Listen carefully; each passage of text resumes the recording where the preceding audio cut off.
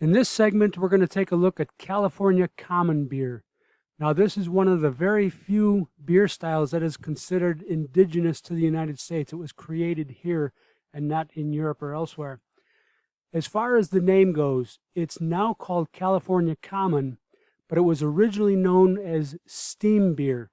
But as we know, there was one particular brewery on the West Coast that trademarked the name Steam with a capital S, so therefore nobody else can use that designation.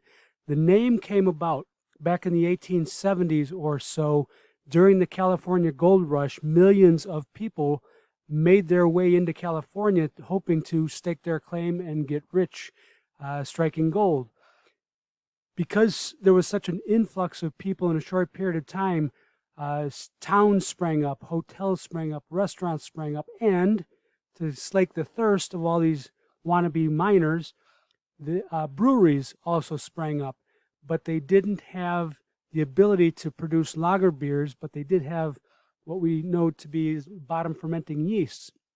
But these beers were fermented at relatively warm temperatures. So what happened was the fermentation was extremely vigorous, and as we know, during fermentation, a lot of carbon dioxide is created, and the carbon dioxide escaping from these fermentation vessels to the folks who were making the beer, it sounded like steam, so they simply called it steam beer.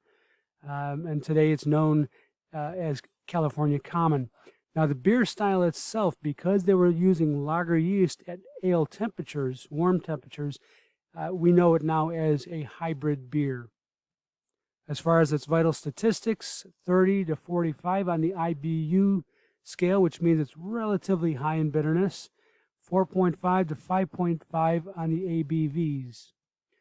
Color scale, somewhat modest, 10 to 14 on the SRM color scale. And as far as commercial examples to try, obviously there's the original Anchor Steam from San Francisco and Flying Dog Old Scratch.